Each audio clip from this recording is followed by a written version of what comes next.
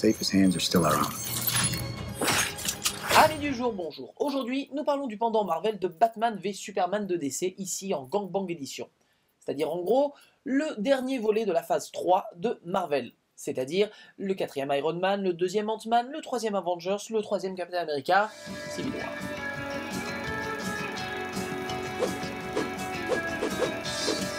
Civil War, avant tout, c'est évidemment une saga de comics qui s'étale sur plusieurs épisodes et qui est écrit par Mark Millar, l'auteur entre autres de Kick-Ass.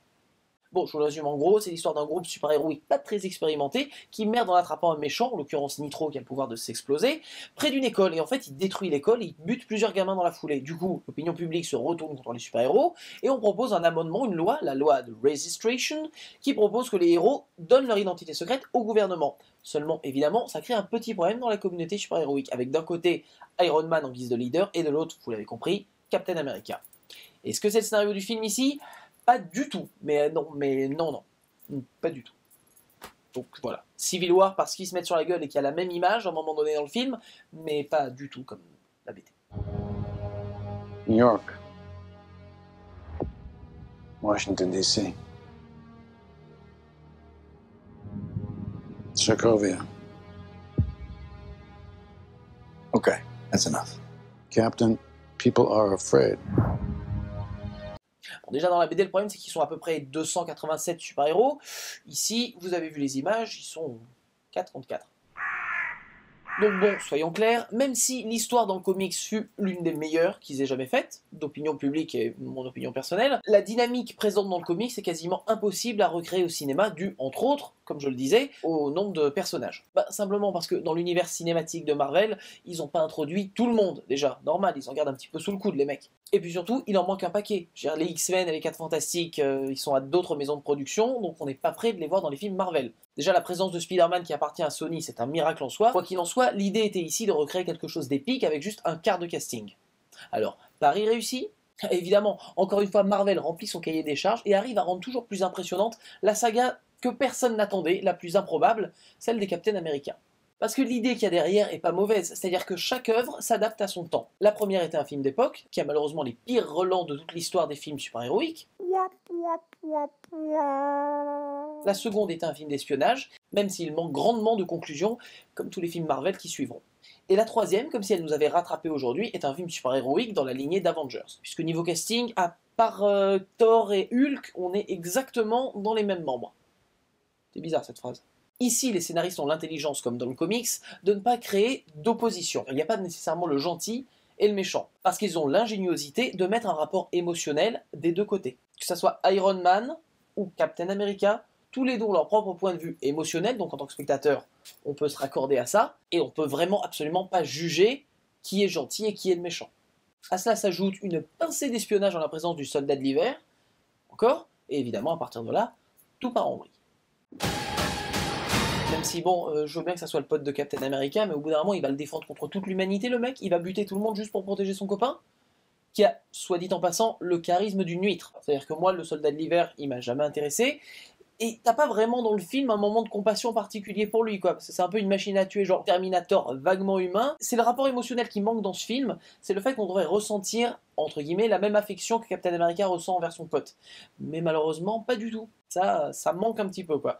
Les sacrifices que fait Captain America pour sauver son pote, c'est très dur de les amener, quoi. C'est pas juste parce qu'on l'a vu une demi-heure dans le premier Captain America qu'en tant que spectateur, on reçoit la même force émotionnelle que le personnage.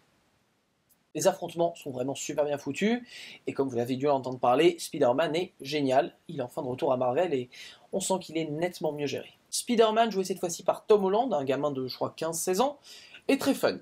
L'acteur, je suis pas encore convaincu, mais au niveau de Spider-Man, comment il bouge, et surtout les blagues qu'il fait, ses actions et tout, ça fait du bien, c'est le vrai Spider-Man, j'ai hâte d'en voir plus, ça donne vraiment envie.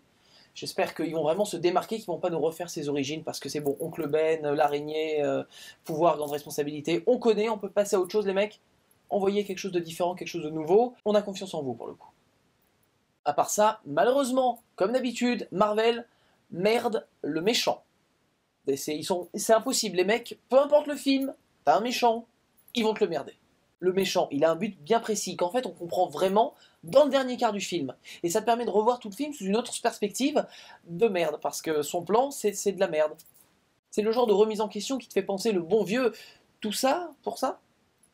On peut avoir les oppositions qu'on veut entre DC et Marvel, mais quoi qu'il en soit, dans les deux écuries, les méchants restent le point faible. Après, c'est pas un problème lié uniquement aux comics, c'est probablement pour tout le cinéma, parce que je sais que je le dis 1 million de fois par vidéo, mais bon, on n'a pas de méchants corrects aujourd'hui. T'as l'impression que c'est un problème généralisé. Pourtant, les comics, ils ont des matières de personnages quand même vachement bien construits, et ben, il n'y a rien qui ressort à l'écran. Que dalle. Je vais prendre un exemple, je tire sur l'ambulance, c'est facile, mais les 4 Fantastiques, le truc tout pourri qu'il y a eu, un personnage comme Fatalis, Doom en VO, il est immanquable au cinéma. C'est impossible de le louper, tellement il y a 1 milliard de choses qu'on peut dire sur le personnage. Et pourtant, les mecs, eh ben, ils le merdent, mais ouah, large. L'autre différence, c'est que Marvel ne se prend pas pour ce qu'ils ne sont pas. C'est-à-dire que les mecs arrivent pas en te disant « Arrête tout, on va te dévaster le cerveau, on va te faire un truc de psychopathe. » C'est genre non, on va te faire du divertissement, c'est un truc fun, comme le comics que t'achètes, et ils assument. Donc ils ont leurs erreurs, évidemment, il n'y a aucun problème là-dessus, mais au moins, tu payes pour ce que tu as. Tu viens pour te divertir, c'est tout, point barre. L'univers de DC, avec la Warner, eux, visent vraiment le grand cinéma. J'exagère en disant ça, mais les mecs, ils veulent faire du Kubrick, ils veulent faire du grand cinéma, seulement le problème.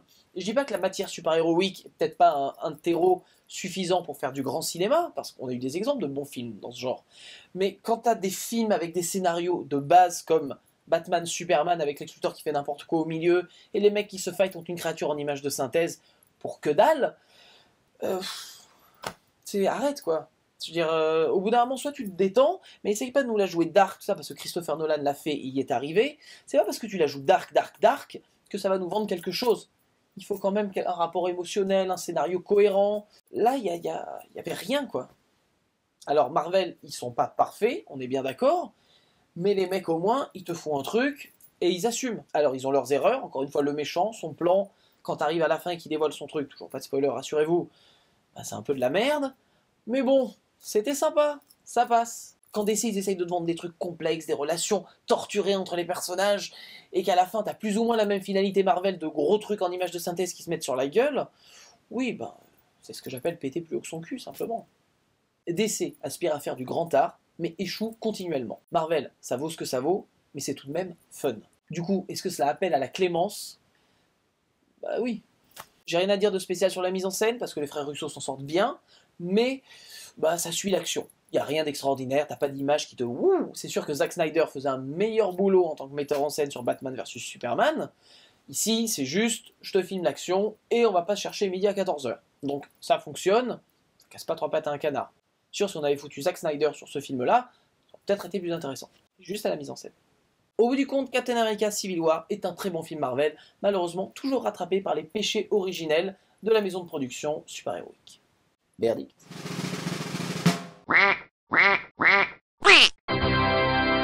Sit down. Final warning. I could do this all day.